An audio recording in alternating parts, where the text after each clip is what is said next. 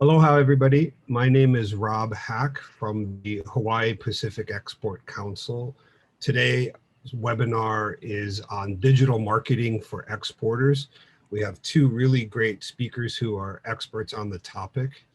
Before we jump into our main speakers, I'd like to thank DBET as a sponsor of this program that allows us to put on these webinars and perform our one-on-one trainings.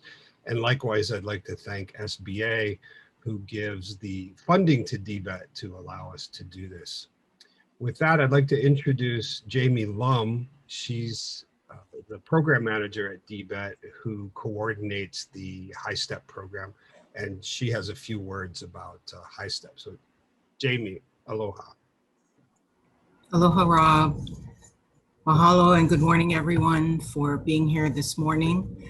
And thank you to our speakers for also joining us and sharing your expertise.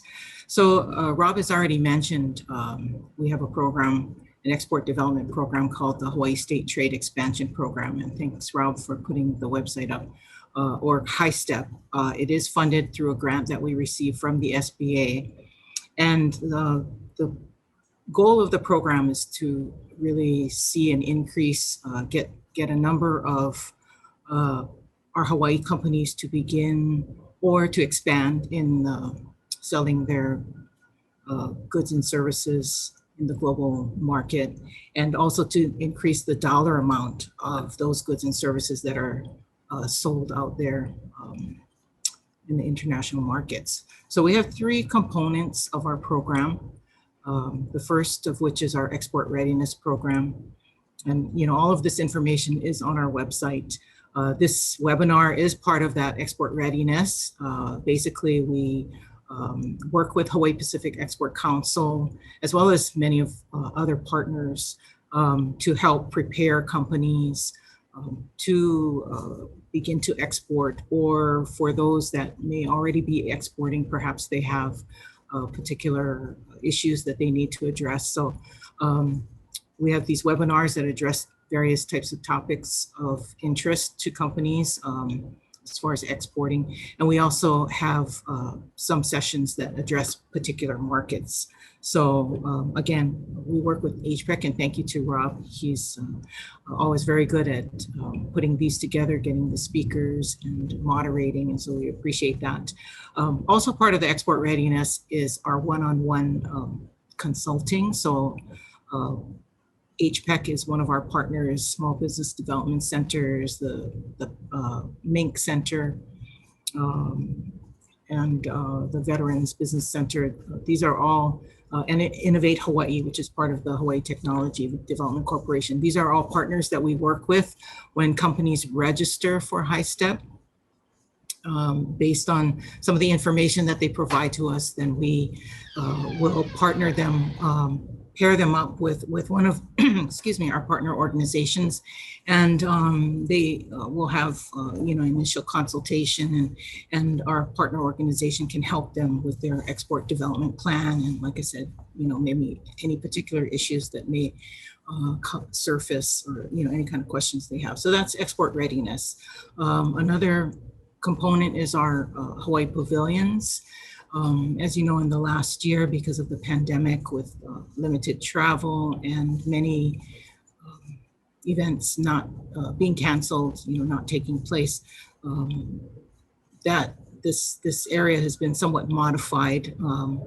We were just talking a bit. Our next session next month has to do with actually virtual trade shows, because there are many events that have gone online, and so we're hoping to find some speakers that can give some advice on the best practices in helping companies participate in those types of events and maximize their participation. But the idea behind the Hawaii Pavilions is that we do recruit companies, and we go in together to a trade show and exhibit under the Hawaii banner.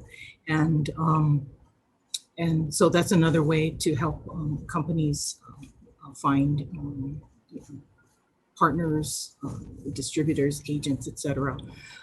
We do have one trade show this year that we are going to participate in that actually is going to be an in-person. Of course, it's going to be modified, but it's the Tokyo International Gift Show that's in October. And so if you're interested in that, you can contact us for more information. We haven't put our 2022 calendar up, but we do have some plans for trade shows for next year. We know that there are many companies that, although we have many ways of reaching potential buyers now, especially virtually, many companies still look forward and are wanting to do in-person events. So, you know, we'll continue to monitor, of course, the situation and update things as we go along. And then finally, we have our company assistance, where companies can apply for funding to help support some of their export activities based on what they have in an export development plan. So I encourage you to look through that. We do have some requirements as far as eligibility. We are currently accepting applications through the end of September. Companies can apply for up to $10,000 to pay for various expenses. In the past, I would say most companies applied for travel, funding for travel and for trade show participation. And again, like I said, because those activities have been limited, we've been encouraging companies to use the funds, and SBA has sort of expanded allowable expenses for things such as the digital marketing and e-commerce and so forth. So we've been encouraging companies to look at using funds in that manner.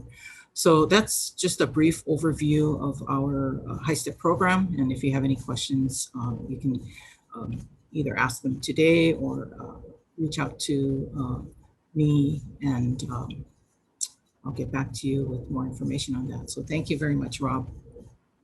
Great. Thank you, Jamie. Also, I'd like to point out this webinar that you're attending today is being recorded, and when it's finished, we edit them slightly and then post them on our YouTube archive here. And as you can see, we have quite an archive developed of over 80 videos now, going back quite a few years on various topics related to exporting.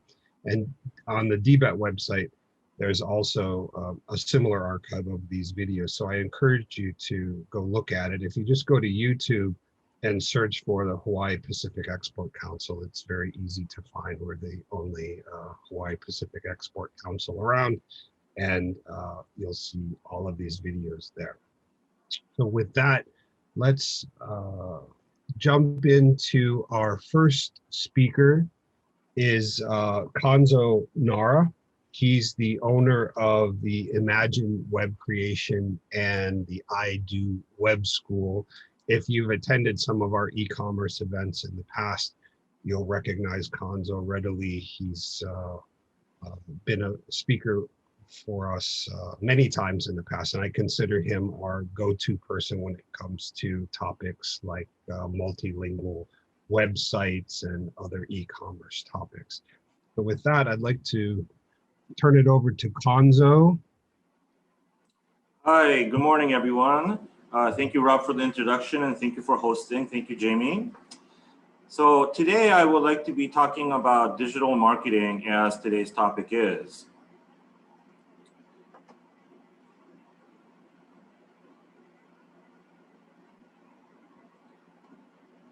Okay, once again, my name is Kanzo Nara. I'm president of I Do Web School and Imagine Web Creation here in Honolulu, Hawaii. Our office is located on King Street.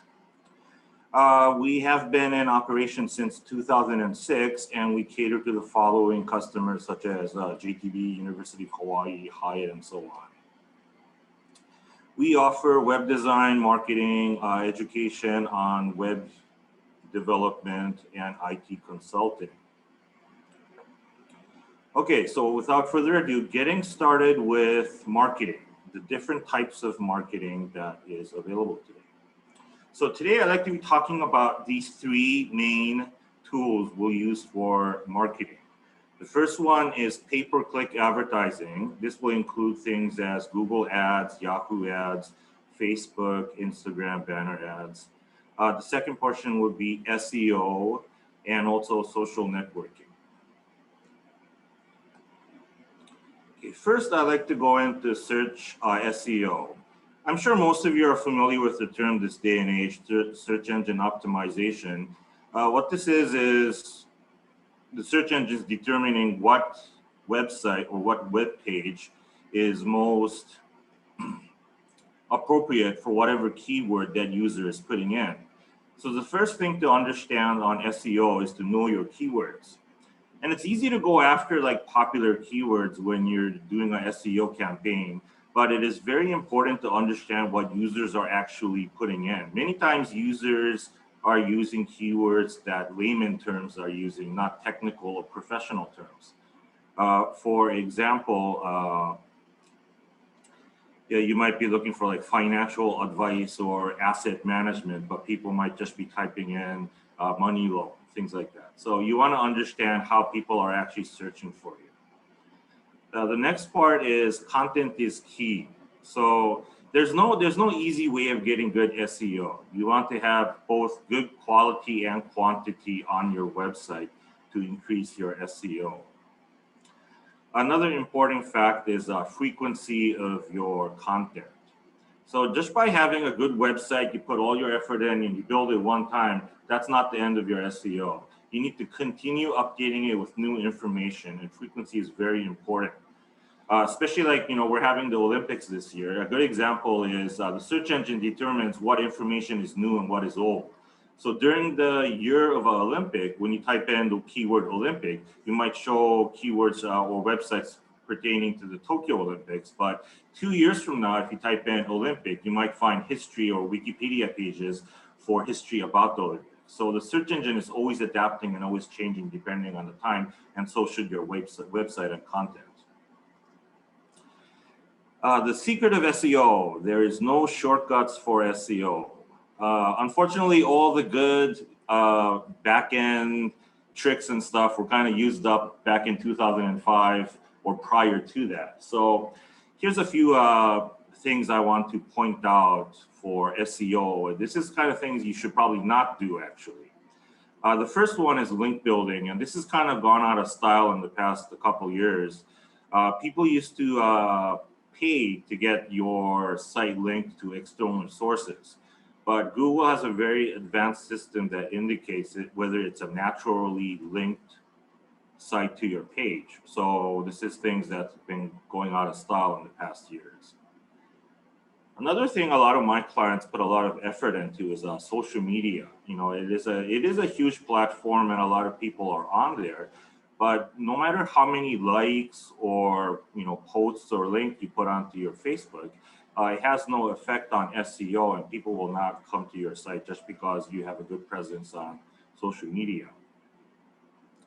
The third one is kind of an urban myth I'd like to talk a little bit about is your search engine ranking. People like to think, oh, I'm ranked number 1, number 3 on Google, but this isn't the case anymore. What's happening with search engines now is all the results you see on your computer or your phone are all personalized search results. So depending on how often you use your specific computer, smartphone, or device, you're getting information based on what you are looking for. So you may see your website come up as number 3 on that, but if somebody else in a different country, different location, different age group, different gender, types in the exact same keyword, they'll be getting a different result. So it's no longer I'm ranked number 1 here, so I should be number 3 everywhere. It is very personalized now, and this is what you need to focus on. So some aspects on how to succeed in SEO. The number 1 is writing blogs. This is the best way to attract new customers to your site. And you get to focus in depth on topics for this. So this creates both new content and also periodic content for your website. So it is very important to have blogs on your business blogs on your site. Just some quick data, like about 30% of all blogs written in the world is in like Japanese. So we're very focused on Japanese market here in Hawaii. So if you're marketing towards a country like, say, Japan, it's very important to have blogs in Japanese.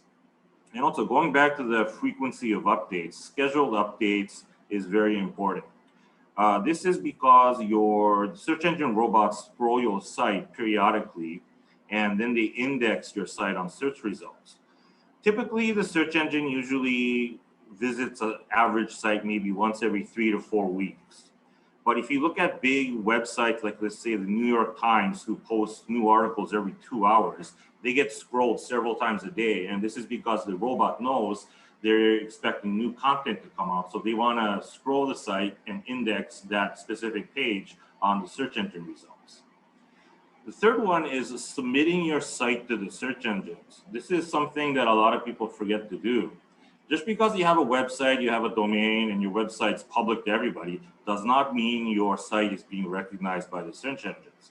The search engines are very good at picking up websites now, but if you have 100 pages on your website, if you don't submit a sitemap to the search engines like Google, Bing, Yahoo, they're not going to be picking up your entire site. You might get your front page and a couple About Us pages, but submitting your site to the proper search engines is very important.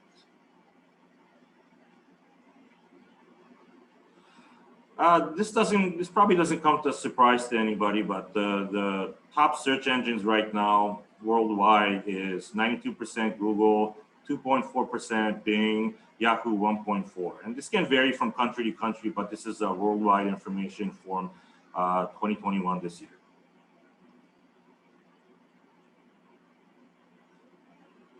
So the first part I talked about SEO, which is organic searches. Now I'd like to go into paid advertising for marketing.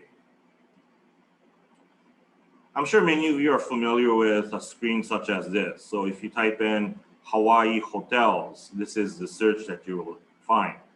And as you can tell from the very beginning, you have one ad here, second ad here, and it's basically half the page is ads these days. Then you get a map section, and then maybe you get a Yelp page for travel industry. You probably get like Expedia and so on. So organic search is very difficult these days because there is no front page for organic searches to be showing up. A lot of it is covered by paid advertising. So to focus on getting your presence out there, paid advertising is really key this day and age. So pay-per-click is nothing new, and I'm sure a lot of companies have done it already. But the general way of how it works is you choose a keyword and you bid for each keyword. Going back to what I said in SEO, it's very important to choose the correct keywords, not just pertaining to the main focus of your business, but you also want to go into like layman terms or unpopular keywords. So keywords are kind of like buying stock. Everybody knows if you buy Apple or Amazon, it's going to gradually go up, but also, you have to keep on buying for that stock to have any value. And popular keywords tend to get pretty pricey. So it's always good to find smaller keywords that aren't popular but cheaper and diversify your keyword marketing. Then setting up your budget. Depending on your industry, your keywords could cost anywhere from 25 cents per keyword up to, I've seen keywords go up to about $90 per click, but it really depends on your industry. Then the third option is optimizing your budget. A lot of going back to the previous screen of this one, you can tell that Expedia and Hotels.com are, large corporations with an abundant amount of advertising that it's probably hard to outbid them. So optimizing your money is a good way to compete with like larger corporations. A few things you can do here is like specify the time of day when your ad runs. So not just running it 24 hours, but figuring out when your users might be interested for a specific location. So 8 a.m. in Japan is different than 8 a.m. here in Hawaii, and it's also different than 8 a.m. in New York. The third part is like targeting gender and also age. You can target income. The other important part is having a good landing page optimization. So instead of just running your ad and linking everybody to your front page, you want to have specific landing pages for different keywords so people find what they're looking for right away.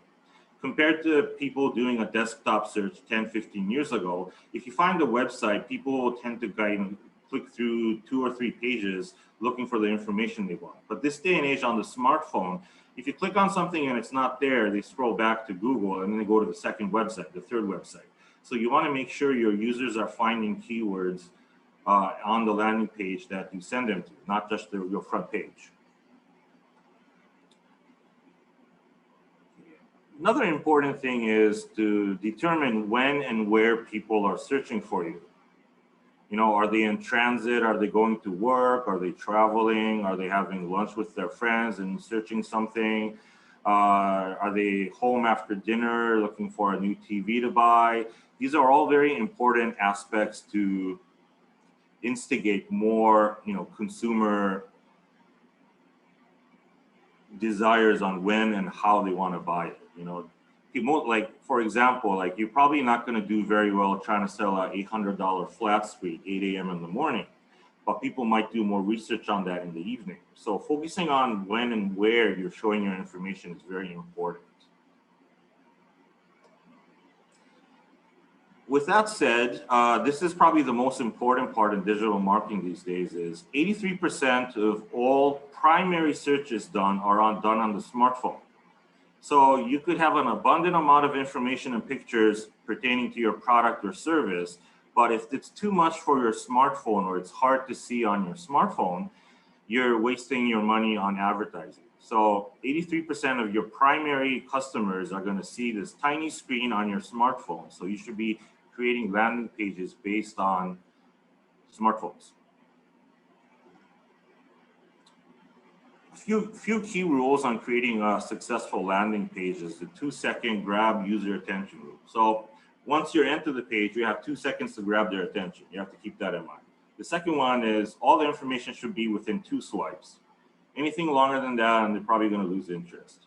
You should have good visual effects at the top. You don't want to overdo it. And you want to be very precise with your message after that with like content, service detail, pricing, and so on. Here is an example of most expensive keywords here in the USA. This data was published recently, but it's from 2017. This is a very interesting information, actually. The top keyword right now is bail bonds at $58.48. I always find looking at this data an interesting parameter to determine what countries are focused on and what they prioritize and what's popular. If you look at the second one, it's casino. You have lawyer, asset management, insurance, cash service, payday loans, and so on. For a different comparison, for example, Japan's #1 keyword is affair investigation for PIs. And their high topic keyword is about 9,000 yen right now, which is about equivalent to $90.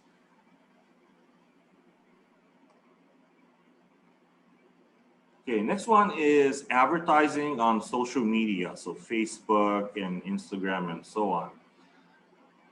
The biggest merit of advertising on social media is the detailed user data that they collect. So the social medias are very regulated by the government for privacy and so on, but they have jumped through the hoops to collect all this private information regarding users. So compared to just running an ad on Google, which is just solely keyword based and you pay for the keyword, for social media, you can target specific people. You can target age groups like from 18 to 24 or 65 above, women, men. They even have an uncategorized gender section now. You can target based on their income. You can target based on their hobby. You can target based on job. And usually it's a combination of these you're looking for. So if you consult a marketing professional, usually they will come up with a formula of who is the best target audience for you and where to spend that money. Like going back to the Hawaii hotel keyword, such as for Expedia or hotels.com, they have an abundant amount of information, so they get to go after the big pie chart of everybody. But if you're focusing on a specific group for your product or service, it's good to understand which demographic you want to target.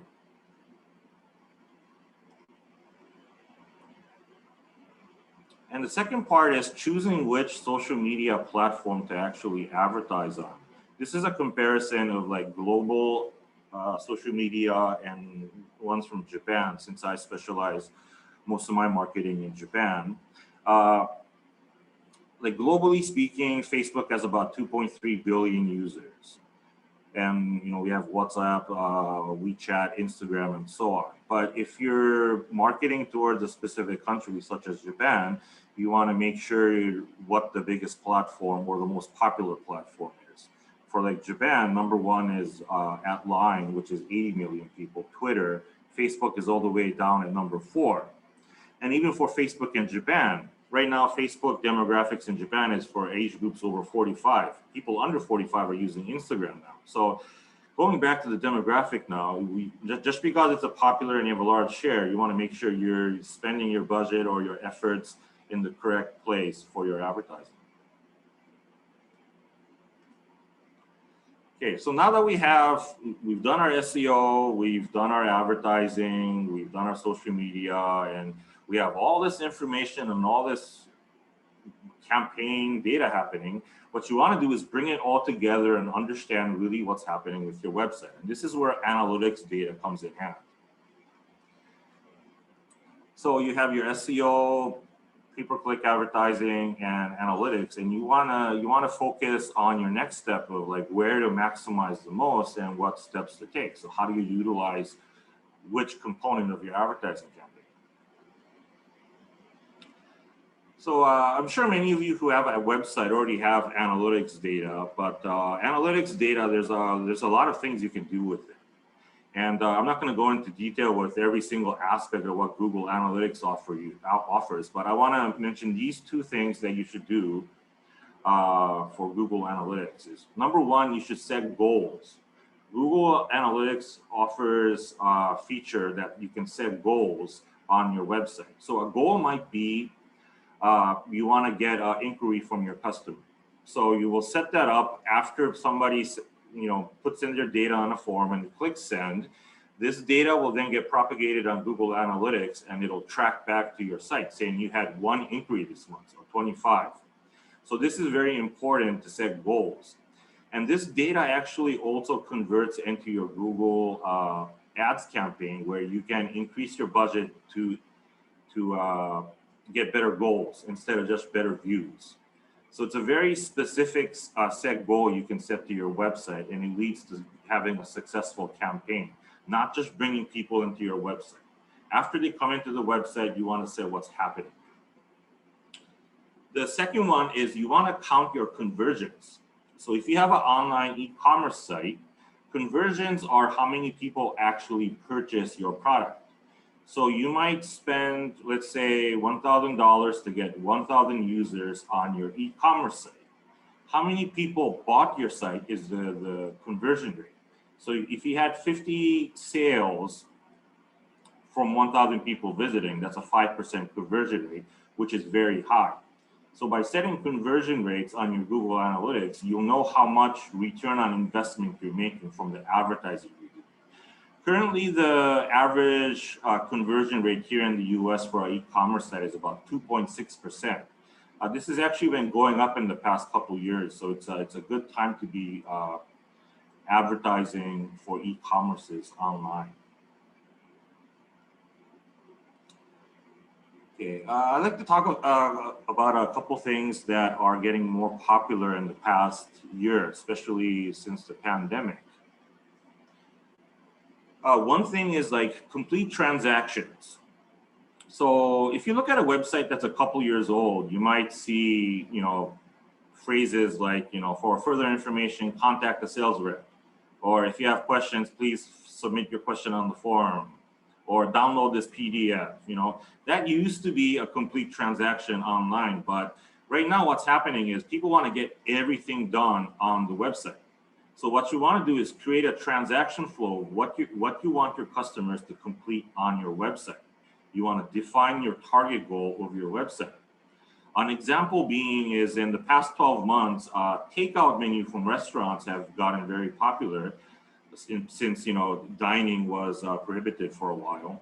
So what Google did was they set up this free business app for restaurants so they could post their menu and users could actually order their takeout directly from Google.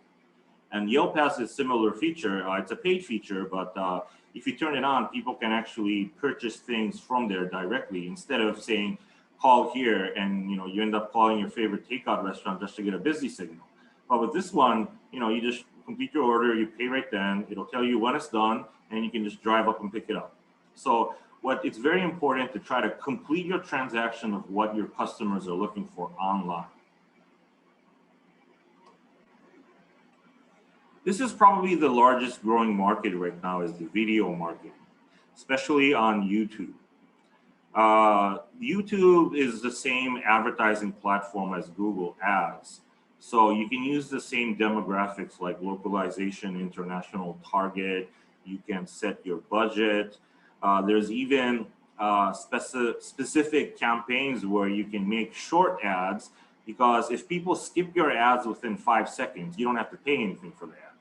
So if you create a 10-second ad and put all your messaging in the first 5 seconds, and then people skip after that, you're getting free advertising to thousands of people a day. I've run several YouTube campaigns in the past 12 months, and I can tell from experience that it's quite a large amount of information that you can get, and a lot of advertising for your money. I've had customers get 8,000 views for $10 in a day. That's just abundant amount of people seeing your service and hearing your name. And part of the reason YouTube is growing so much is the demographics of YouTube users. So YouTube has been around for a while, but the fan base is shifting more. So we're having more baby boomers, Generation X, who is watching YouTube for reasons of they're embracing nostalgia, or they want to watch the news that they missed yesterday, and so on. So YouTube is, it's growing exponentially, and it's probably continuing to grow. So it is a very good place to consider advertising in the future. Thank you very much. That's all for my presentations. And I'm sure whatever I missed, Dave will go into more detail with good tricks for marketing.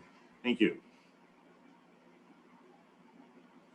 Hanzo, thank you very much. That was a great presentation. I have several questions, but I'll wait until the end and come back, and I'm sure our audience will have questions as well.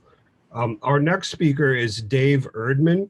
He's the founder, president, and CEO of PackRim Marketing Group and PR Tech. And I'll turn it over to Dave. I know that Dave has been working in Asian marketing for many, many years and is one of the top experts in the Hawaii market regarding marketing in Asia, in Japan, China, Korea, elsewhere. And so we're very much looking forward to Dave's comments. And with that, I'll turn it over to you, Dave, and you can share your screen and your presentation and begin when you're ready. Thank you very much, Rob, and aloha to everybody in the audience. Rob, is my screen sharing okay? We see it clearly and hear you clearly. You can see it clearly, and great. And Nara-san, thank you very much for your great presentation, and you've helped me out for my presentation. So we'll move on from here. Okay.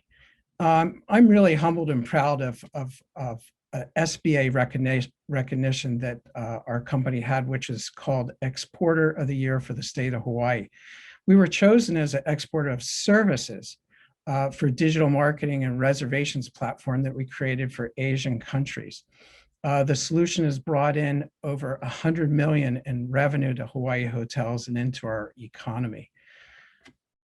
PackRim Marketing Group and PR Tech, both companies have a similar focus, which is to help companies to increase their share and spend from Asian consumers.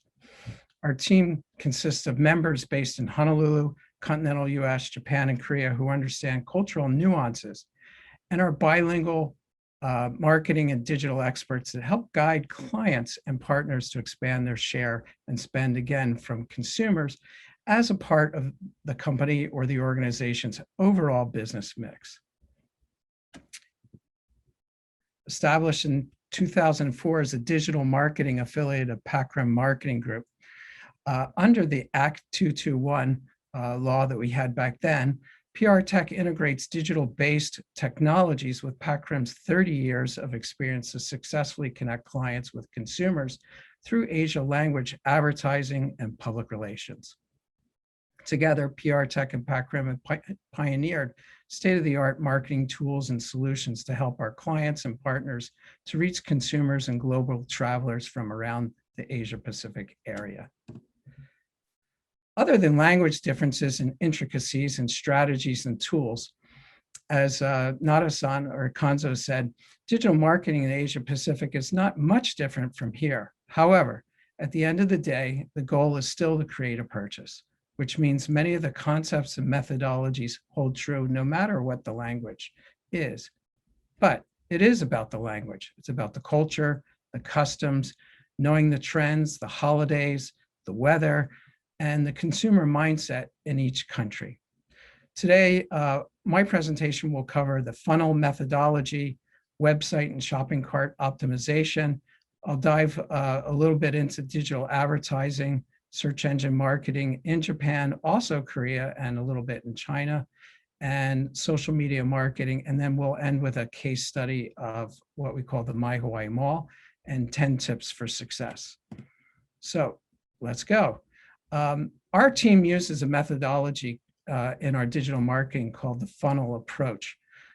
Digital marketing funnel describes the steps that users take to move from being a prospect to a customer. Starting at the top of the funnel, we have brand awareness. And as we get to the bottom of the funnel, we have purchase. On the right, you can see the process and digital initiatives. Each marketing initiative, strategy, and tool that we utilize can be related back to the section of this funnel. Search for information, learn about a product, read reviews and compare to other products, commit the product into the shopping cart, review the shopping cart prior to checkout, and complete the purchase. So if we start at the top here in search, we do data analysis. We look at who the target consumer is, and we create digital advertising, social and content marketing to raise awareness. Then we continue through the funnel, engagement, copywriting, content creation, to deep product information, addressing potential FAQs in advance, and important copywriting for the shopping cart, having testimonials in language, with the goal to complete the purchase by the prospective customer. Then the process starts with the building of a relationship with the customer. Thank you for the order in their language, insert letters and packages in their language, and other updates and outreach in language. For website use in a foreign country, we recommend and ensure your site is optimized in the language of the market.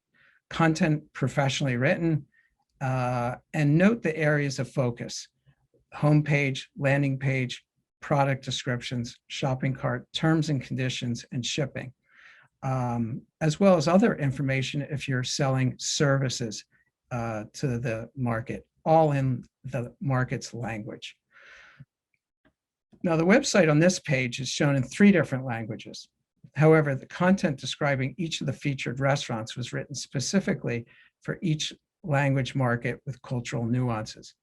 Often we do adjust the photography or the images that might be different or might be appropriate for each targeted country. Although it may lead to additional upfront cost, it's crucial to take this step if you plan on investing in those language markets. Well, this is Ariana Grande's tattoo. And as we look at direct translation versus copywriting, it was understood that she thought this said 7 rings, but it actually says small barbecue grill. What's the consequences of direct translations? Well, in this case, she had to delete her tweet. In other cases, it's hurting your brand image, loss of conversions or purchases, lack of trust. One of the worst strategy decisions you can make is translating your website or shopping cart content without any copywriting or proofing or checking. This will lead to misunderstandings, a lack of consumer trust, and the brand image. Imagine hearing amazing reviews and feedback, say on a skin or hair care product, but this was the description you found on the website. This description was actually on an English website by a Japanese company, but they probably Google translated what they had, and we answered many of women's voices and blah, blah, blah. And as you read this, you go, I don't understand what they're talking about. So it's really important to make sure that your content is copywritten and checked by professionals or by native speakers in the country. For digital advertising, it really hits multiple levels of the marketing funnel. And clearly, Konzo explained much about digital advertising and how it works. As we look here, there's search engine marketing for choosing general keywords, which he explained, referral site banners, targeting display advertising, and that can be targeted to demographic or geographic profiles. Targeting is getting much better, so you really need to understand who you think your target market is, and then you can target them with digital marketing. Branded keywords, that may be like Honolulu Cookie Company, Alamoana Hotel, Hirohati, who are buying words that are their brand to make sure that they come up high in the search, and that's paid advertising. So how does search engine marketing work? And again, Konzo gave you some descriptions here and some background, but we need to choose keywords from lists that are really well researched and created. And in a foreign country, we recommend it's done by native speakers, understanding not just language, but cultural nuances, and put themselves in the consumer mindset. Keywords are chosen based on awareness, consideration, and evaluation. Let's take, for instance, Hawaii masks or masks made in Hawaii. How does someone in a foreign country search for that? Do they search by brand, like Hilohati, or do they search by Hawaii product or cloth mask or made in Hawaii? So these are all important considerations when choosing keywords. This is an example of a really horrible ad for dental services. It's popped up on one of our team members' screens, and why is it so bad? The image is poorly taken, it's not well formatted, and it's really not very appealing. More importantly, the title is in orange and the ad copy is in gray, but the key point here is the copy exceeded the allowed text count, which wasn't checked. So thus, the ad doesn't have much opportunity for interest or engagement, and it's not trustworthy. Now looking at these digital ads, the one on the top clearly is targeted towards a student, and the one on the right top is clearly identified for young male artists, and this is Adobe, who is selling their software in the Japan market. And the bottom one is clearly for female consumers. Well done, but also using graphics and colors that match who they are targeting.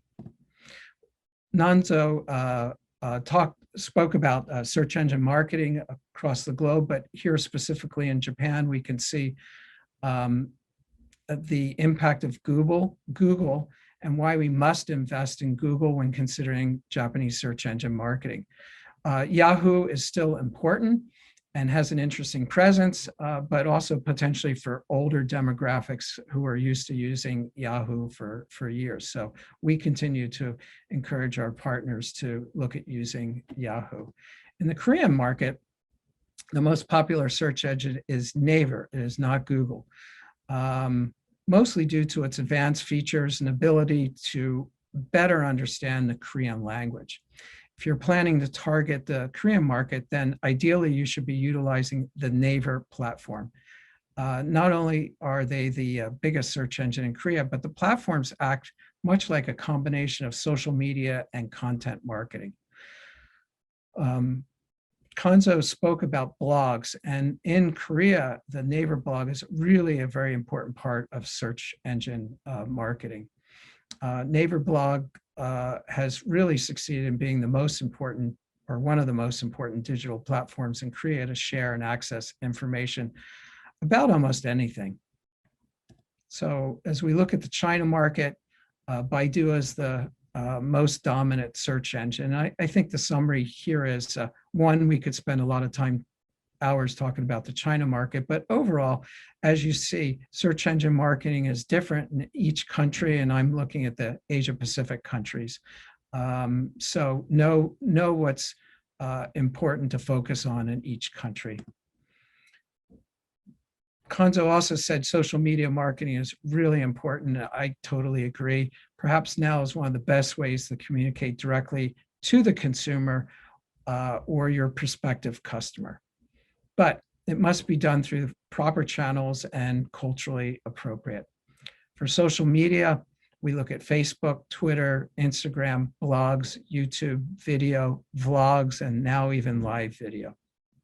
As we go through the digital marketing funnel, here are some initiatives. Social media advertising, which Konzo spoke about, boosted posts, which are paid posts, your organic posts, follower requests, and purchase confirmations, which request, why don't you follow us on our social media? Looking at the Japan market, we really highly recommend, if you're targeting that market, some companies have tried to have a mix of Japanese and English social media presence on the same platform. We really certainly recommend that you separate the platforms and have Japanese only if you're targeting the market. Photos and content should be really appealing to the market. Japanese love blues and bright colors, and utilize that as much as you can, as some of these images show. And if you have opportunities for special offers, social media is a great platform for posting special offers. And also there's now tracking opportunities that you can track where that post was generating a response, and even down to the conversion funnel of your website. Posts should be mindful of Japan, and Konzo spoke about that. 8 o'clock here is different over there. So look at your timing, look at the dates of the week, and look at the sentiment. Is the sentiment good, a good time for a certain post, or is there an issue going on in Japan in this instance that maybe it's not the right day to post something? So understanding the consumer mindset, but also what's happening in the country is very important for any country that you might be marketing to.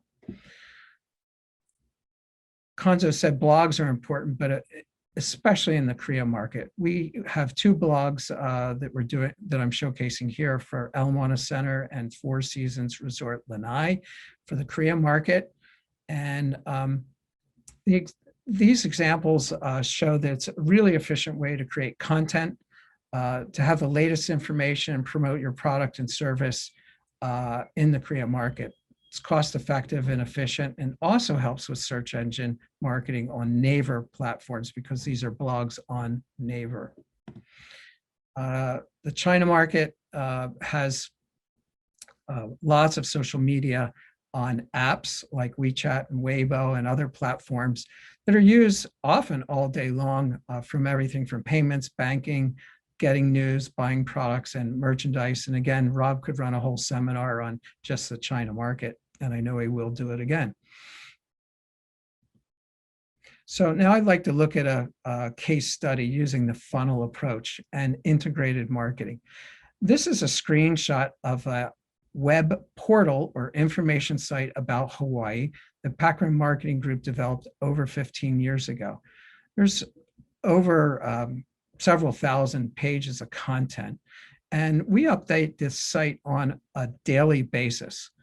As an example, during the pandemic, our weekly users to this site called MyHawaii Arukikata was over 100,000 users a week coming to our site, looking for information about Hawaii, trying to figure out how to plan their trip, what was new, what was closed, and all kinds of information. The screenshot here is from last week, and it features the Beyond Van Gogh exhibit, which was recently opened, and latest news in Hawaii.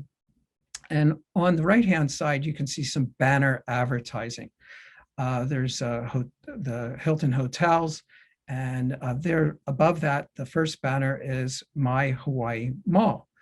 And this is a mall e-commerce site. Our company also manages and runs e-commerce for hotel reservation systems, which are promoted on this site. But the mall was an extension that we established or set up during the pandemic, and it's promoted through this site. This is the top page of the mall site. We chose the platform of Shopify, and we decided to do it only in Japanese. And you can see, first of all, the photography is blue sky, colorful mask, background that shows and identifies with Hawaii. So it's easy for Japanese to go, oh, that looks cool. Let me learn more.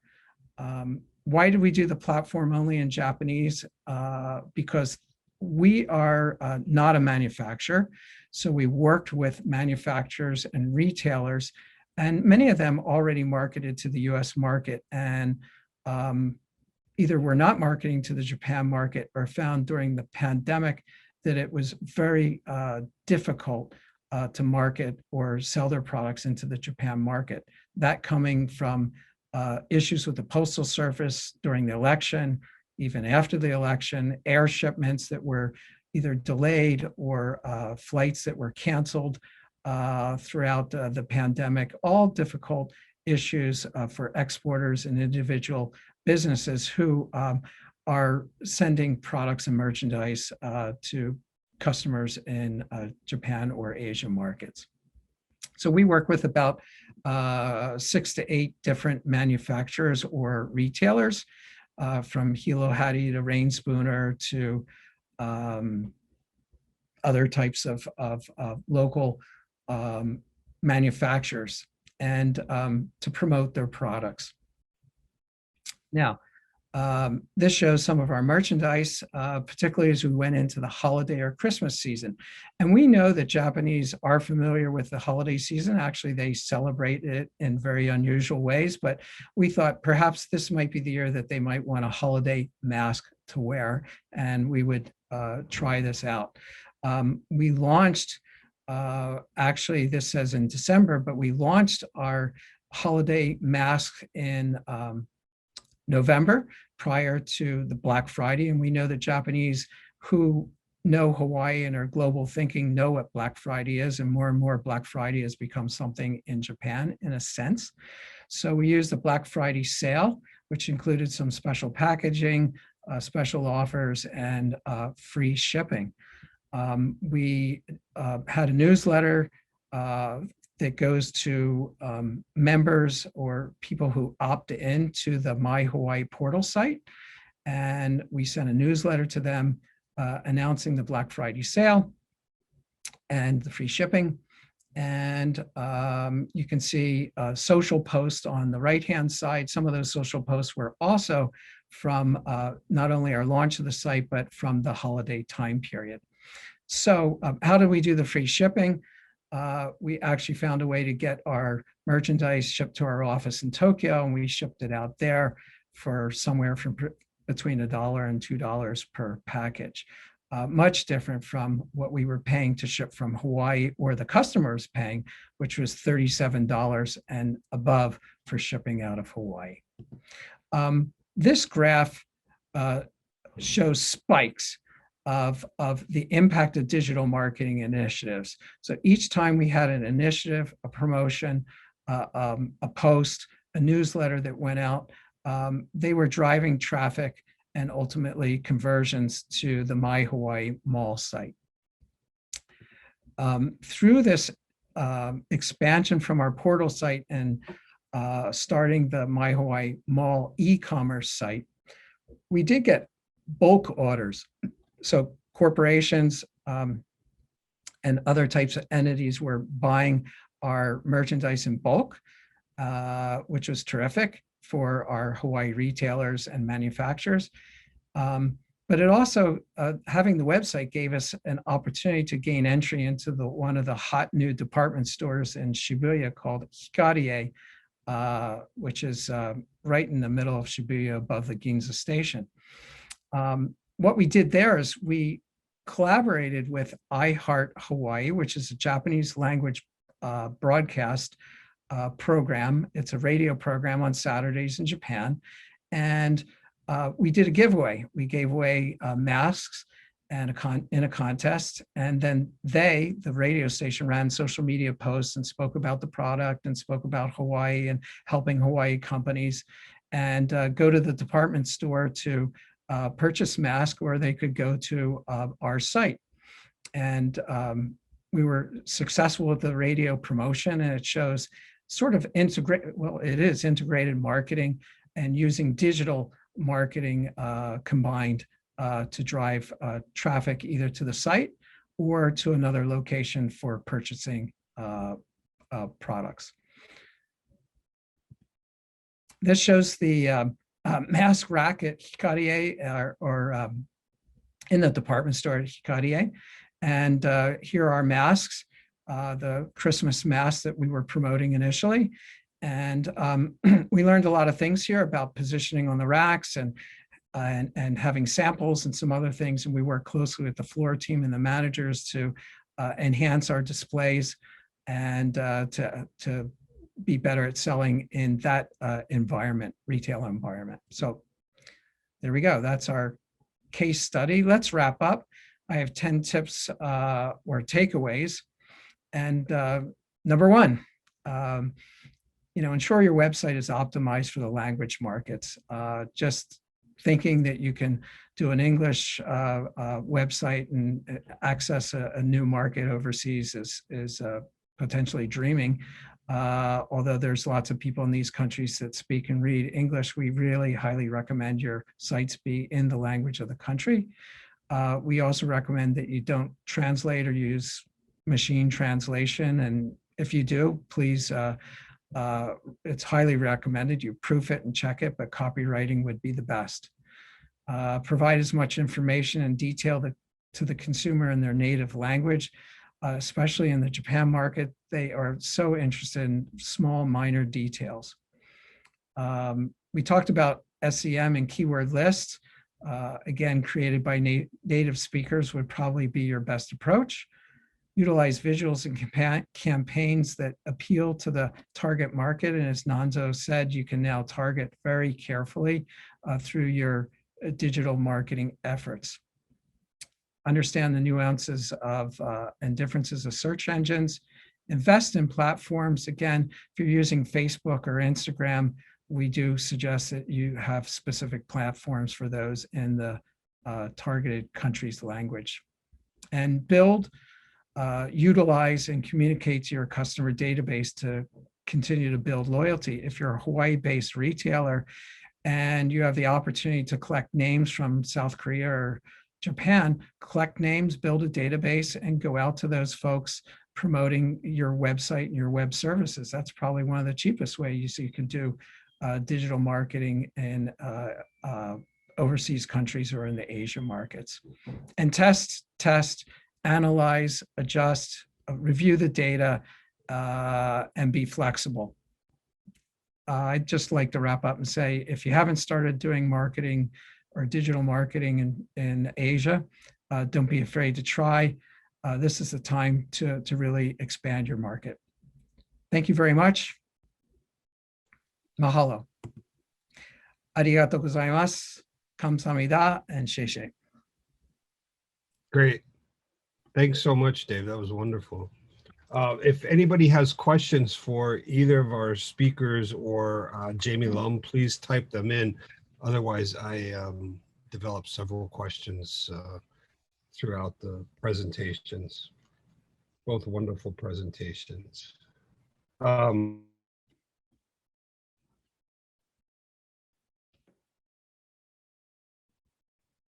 Konzo and Dave, your opinions on this. When developing keywords, let's say, I think the average user on this in this webinar could figure out how to go to Google and develop keywords for their own English website. They would know what the keywords are. But if you're thinking about Japan or Korea or Germany or Brazil, who locally here can help you with that? Are these your companies both could do this type of activity? Help a local company here in Hawaii figure out the keywords that are needed for Google or Yahoo or Naver or what have you?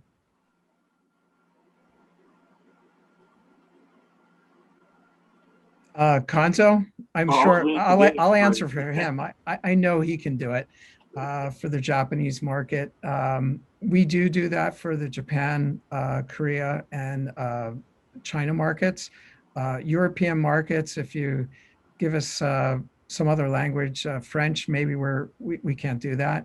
But I would recommend finding experts to do that. Sure. Konzo? Yes, I will follow up on what Dave said and agree. What I would recommend is people look not just for people who are fluent in the speaking language part, but the really important part is they're fully fluent in the written language. For example, like the word financial in Japanese used to be called financial, which is used in katakana, but these days in marketing it's called financial. For some branding purpose, the people started using a different way of spelling it. It's the same word, same meaning, same keyword, but they spell it differently. So I would recommend with any language, you recommend not just somebody who's fluent in the speaking language, but the written part.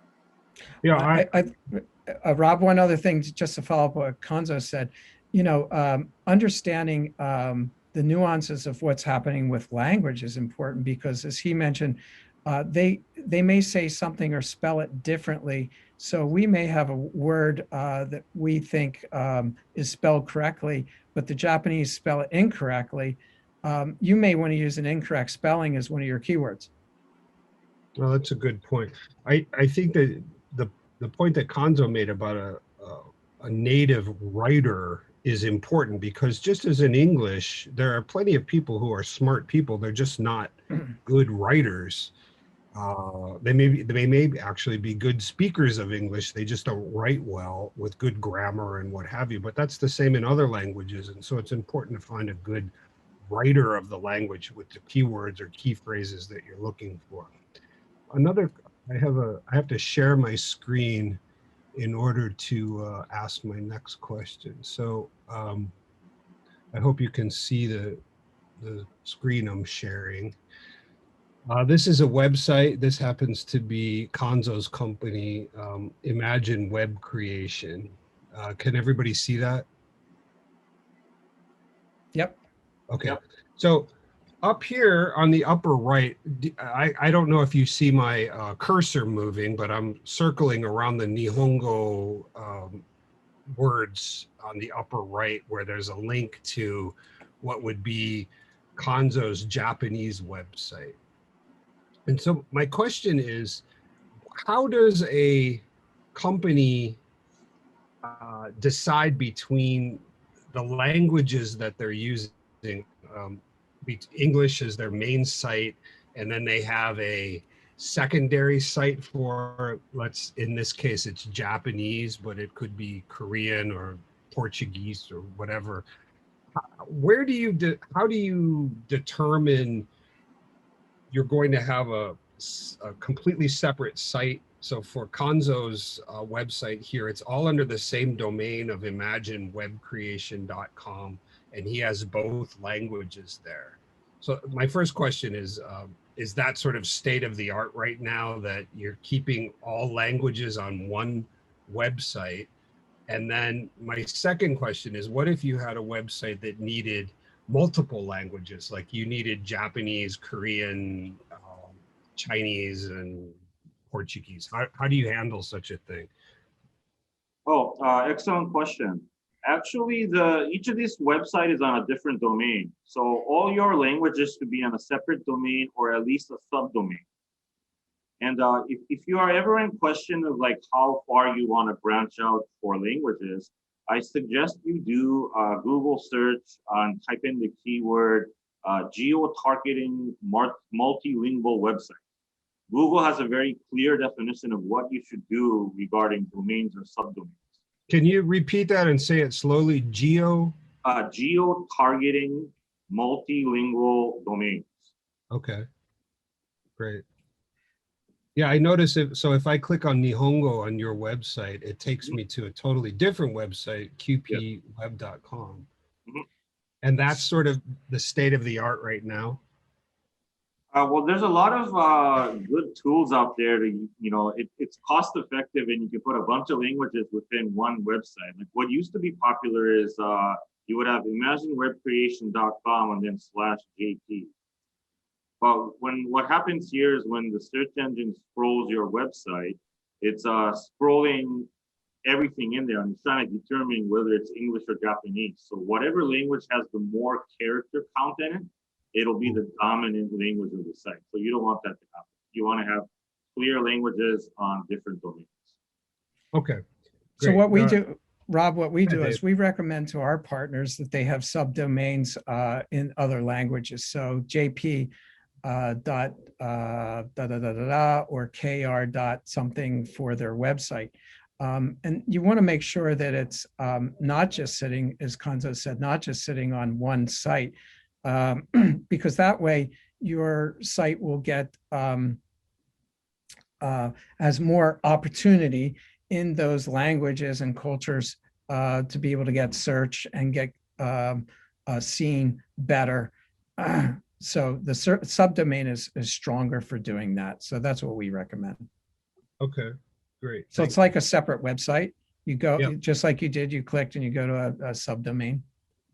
Got it. So for example, we have packribmarketing.com, you could have in front of the Packrib Marketing, you could have kr.packribmarketing.com. That's correct. JP, that's correct. JP. Yep. Yeah. Mhm. Okay. Yeah, Great. absolutely. Now, let's talk briefly about China, Dave. Everybody obviously wants to go to Google, but Google is illegal in China, verboten. So how do we get around? What do we do there? Do we have Baidu, or what are our options for China? Well, for your website, if it's a website, trying to find a company that can help you host it on the other side of the wall. There's cost involved in doing that, and it's tricky. You can still host. What we would say is host near to the country. So whether you're hosting it in Japan or hosting your site in Hong Kong, that helps, but you're not really on the other side of the Great China Wall. We've hosted some sites over there. It is expensive. So it's, again, I would say it's your next seminar. Yeah, I know. More complicated. Yeah, it's more complicated. I'm actually working on trying to put that together. So look out for that one, everybody. Then how do we market to tourists that are already in Hawaii? I think some of the things that we've talked about today are targeting consumers who are in Japan now or in Korea now. But how do we get to those consumers once they visit Hawaii and they have their slippers on the ground in Waikiki or in Maui or what have you? How do we reach out to them? Kanzo, you want to start and I'll fill in after that? Go ahead. Well, you can use geo-targeting to those customers. You can take a circle around and say, I want to reach customers in the Waikiki area. And how would you do that? You can use set up an Instagram or a Facebook platform and work from there and do posting and do it to people in that geographic area. We've utilized that for some of our customers in language, hoping that they can go actually, quite frankly, we were targeting very specific people to go to a seminar that Ritz-Carlton was putting on when they were launching their penthouse project, and hoping that we would get people at the pool at the Holly Colony scrolling through their Facebook feed to pick up a digital ad on the seminar. So you can do it by geo-targeting. Kanzo? Yes, yeah. So as Dave-san just mentioned, geo-targeting is the key. So kind of like simply summarizing it, you would advertise in Japanese in Hawaii. So a lot of marketing tends to happen this way, and a successful experience, a successful one is what the U.S. Census Bureau did last year. Was the U.S. Census Bureau really went out of its way to try to target different language-speaking people here in the U.S. So if you were watching YouTube, the U.S. Census Bureau would have a Japanese ad running for Japanese speakers in the U.S. saying, please come over to the Census Bureau and put your information. So advertising in a different language within a different country, geo-targeting is a very effective way of that. Okay. In the past year, obviously, none of us have been traveling very much, but certainly there's been very little or no tourism traffic coming from Japan, Korea, Taiwan, China, what have you. But that'll pick up. Let's hit the reset button and pretend that it's 2022 now, and things are relatively back to normal, whatever that is. Tourists are coming in, and is the average tourist coming from a foreign country now, let's just say Japan, because that's the largest contingent, do they have roaming on their mobile devices, or are they stuck to Wi-Fi? Are they able to walk around and freely search the internet, or are they still hostage to Wi-Fi systems? Do you know? Kanzo? Oh, yes. It depends on the carrier in Japan. Yeah. Sometimes the Japanese carrier, they ping back, like if you have KDDI or NTT, it ping backs from Japan. And sometimes we get their actual geolocation that they hear in Hawaii. And sometimes it does even trickier things, and it ping backs from like San Francisco or LA based on whatever alliance the carrier has with the US carrier. Yeah, so they do have it, but the targeting is not correct. I see. Yeah, but again, he said it depends on the carrier. I think more people have what we call payment programs that allow that. They do carry Wi-Fi routers, and they're looking for free Wi-Fi. So you have a various mix of it. So it's not perfect, but just as we might travel, we have to find different ways to utilize our own phones when we travel internationally. So pretty similar. Okay. A quick question. I still have the PacRib marketing website up here, and if Kanzo's primary website is the same for his company, but I noticed that I'm at the top of the website, and basically I can scroll down through the bulk of the website. There may be some special hidden pages I could click on, but basically I can scroll through everything. And let me get to Kanzo's website. You can see the same thing. Like just scrolling, I get through the different areas of the company's products and services, what have you. Is that the state of the art right now? I know that there's a term for that type of scrolling website. Kanzo, you probably know that term, but is that the recommended model of a website right now versus clicking on all of the pages to get through the website? Yeah, I would say this is a recent trend in the past year or two, and what the IT guys are calling it now is they're calling it scrollytelling. So kind of a different term of storytelling. So instead of having people go in depth into the site, they want scrollytelling. That's right. You had mentioned that in a previous webinar. Okay. Yeah, the only downside is it tends to make the web page heavier, so your load time is slower. So this is actually more effective in Japan and Korea than it is here in the US. Because they have typically faster internet. Okay. Let's stay on this topic for just 1 second. When somebody's building a website, a small Hawaii company is building a website to try to reach out to customers, you've mentioned that the website should be mobile friendly, meaning it loads on a mobile phone very quickly. That makes perfect sense. But what is the primary browser, or how are, on a mobile phone in Japan, how are consumers coming to the Hawaii-based website? Are they using Google Chrome, Safari, Mozilla, Windows, Microsoft product? What is the primary mode that they're getting to our websites on? Oh, I think Dave might have a better answer for that one. All of them. So we have to test websites based on all of those and see that they format correctly and appropriately, and mostly that they load appropriately on smartphones. So all that goes in, that's part of the tricks of what need and the technology that needs to be done to make sure that you are reaching all different audiences and that the pages look appropriate. Okay, great.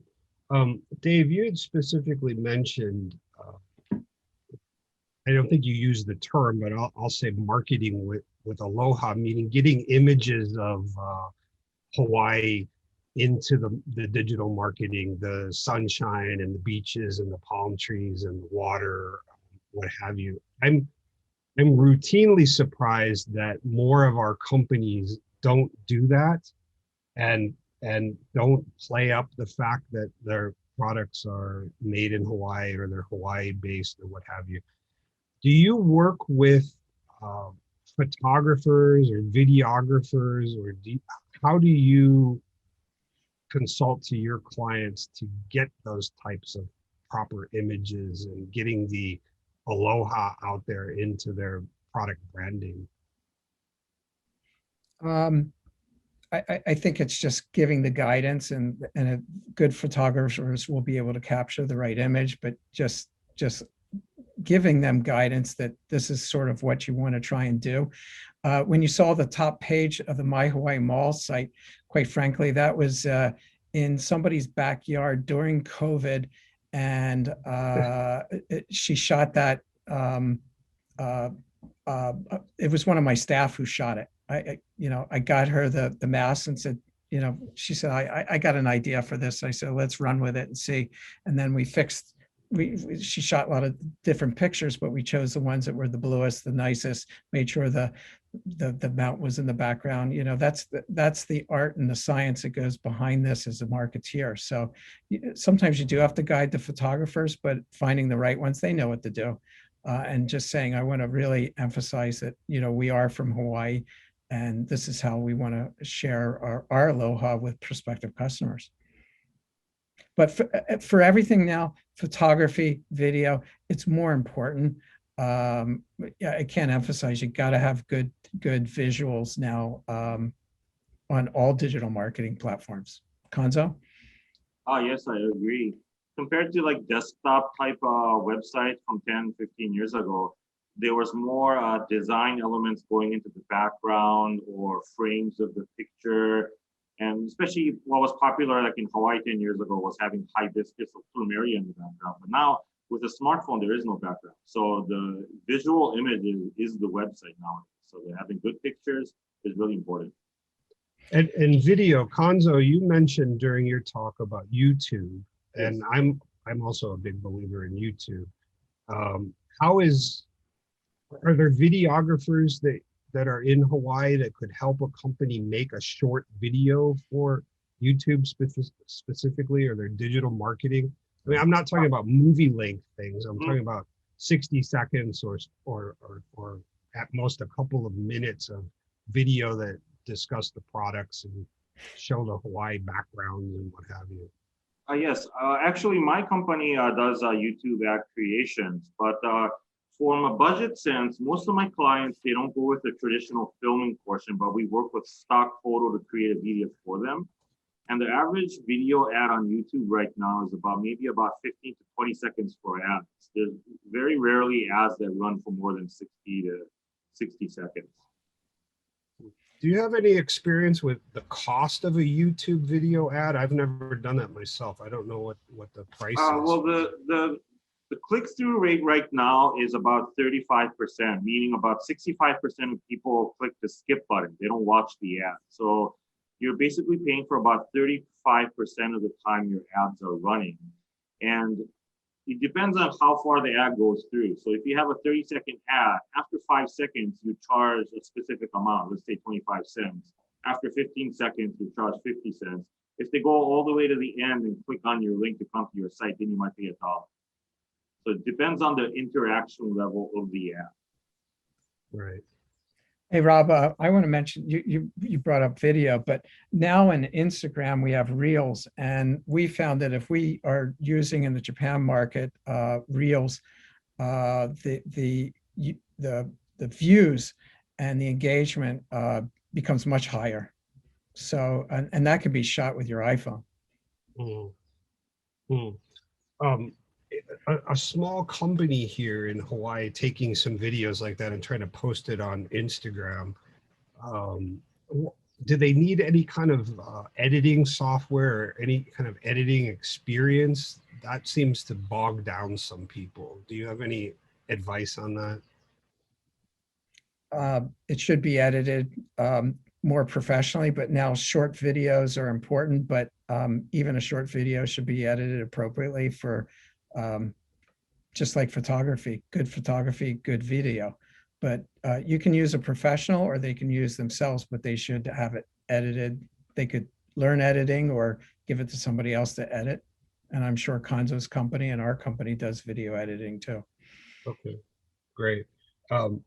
Dave, during your talk, you mentioned some of the holidays, particularly around Christmas time or the winter, typical North American winter holidays. But Japan has, and other markets have more specific local holidays.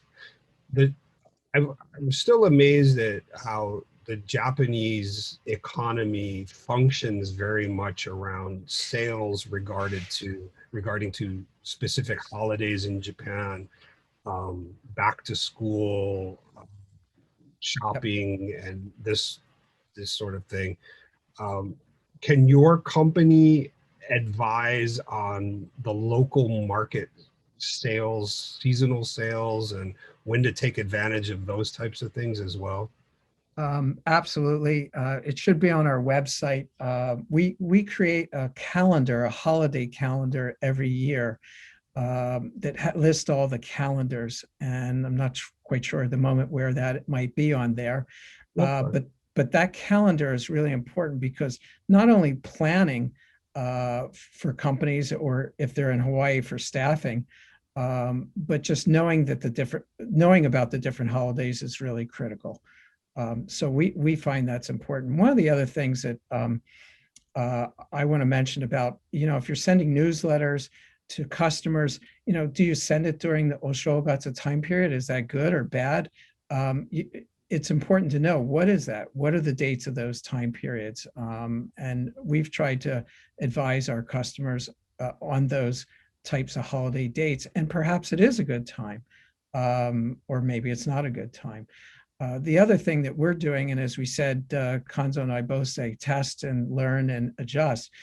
We send newsletters. We used to send them during the week, and then pre-COVID, and you weren't sure, were people traveling? Like he showed that slide that shows in transit and at their desk.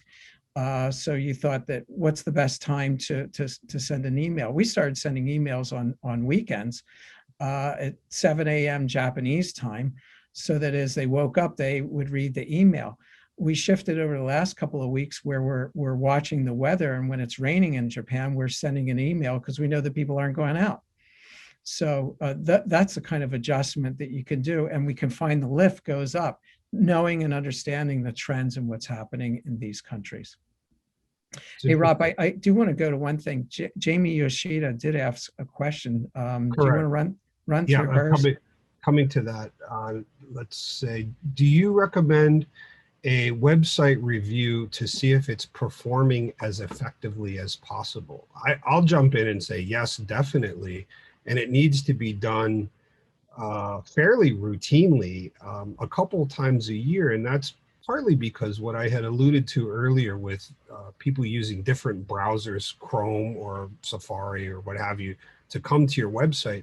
Those software companies, Apple and Microsoft and others, are updating those browsers frequently, and you need to make sure that your website is looking good and working in those browsers. So beyond that, do you guys have any opinion on that? A website review to see if the website's performing as effectively as possible. Konzo, why don't you start? Yeah. Well, I would say, going back to what I mentioned in my presentation, is to assess if it's effective or not, you need to have a clear goal of what you want to do with your website. You know, so if you want your website to have 50% organic search, 40% pay-per-click advertising, and 10% social media, if you have a clear defined goal for your website, then you can say it's effective or not effective. So I would say defining the goal is the most important one. Okay. Yeah, we recommend an audit always, and that's just a review audit of the site, as also each year, because things change trend-wise in terms of how people view sites. As you said, some of these sites that you're looking at now look a little different than maybe they were 5 years ago. So yes, that's true. And then auditing the back end, the data. How are you doing? What's working? What's not working? What can you enhance or change? What if you made a button a certain color? Does that make a difference in conversions? Those kinds of things. Great. Dave, during your presentation, you made a comment that is sort of near and dear to my heart. You were speaking specifically about the masks on the MyHawaii Mall and getting the masks pre-positioned in the Japanese market so that you could ship them quickly to the consumer, but also getting the product there in bulk lowers the per shipping cost from Hawaii to Japan. And that's something that I think we're going to focus on a lot more in year two, get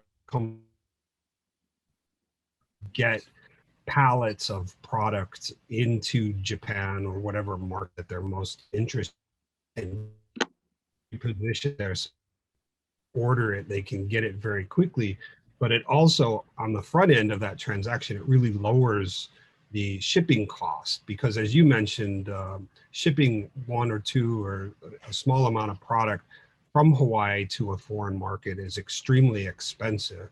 And so I'm curious if you're seeing any of your clients moving in that direction, trying to get product already stocked in Japan, rather than just trying to sell one or two or so small amounts of product and then shipping to the customer from Hawaii.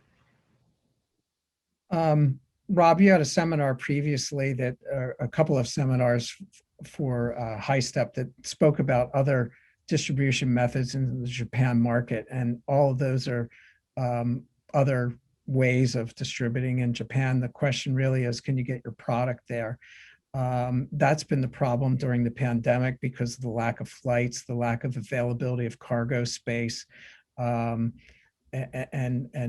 shipping one by one is expensive.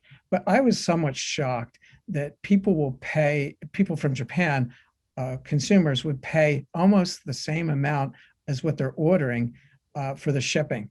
And Right. you might do that just for something that you really want. But we did find that happen, and then they came back and reordered again. But the one by one shipping price, if you're using the U.S. Postal Service or FedEx, is expensive. And then once you go to certain limits, and we had to explain this, then the consumer may pay duty on the individual item over, say, $120 or something. So some people are ordering up to just below that level and not paying the duty on it. I would recommend one thing, if there's anybody still in our call here that is shipping one by one items, that U.S. Postal Service is great, but I would always have trackable packages that you send. First class is sort of trackable, but not really. So priority mail would be best. FedEx is faster, but more expensive. So just evaluating your shipping methods is important. I know, Rob, you talked about that at your last seminar. And that's why I brought up the mask case study, because I knew you said something about it. And I thought we had a good case study of what we did, but also what we learned and what some of the challenges for anybody during the last year was in trying to export, whether it's a bulk or even individual items to foreign countries. Great. Okay. There's no further questions from the audience. And so with that, I'm going to wrap up. We're a little bit over time. What I wanted to make sure was I put up here how to contact you guys in the future. Here is the contact information for Dave Erdman at Pack Rim Marketing.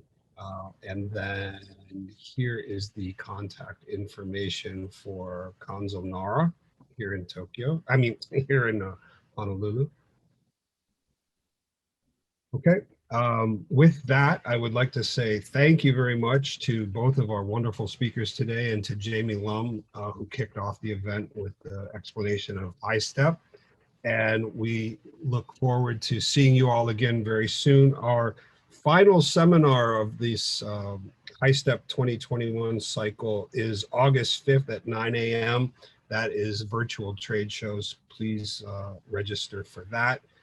And I'll wrap it up and say the video for this will be edited and will be on our Hawaii Pacific Export Council website and the DBET website in about a week. And we'll share it with everybody who has joined today.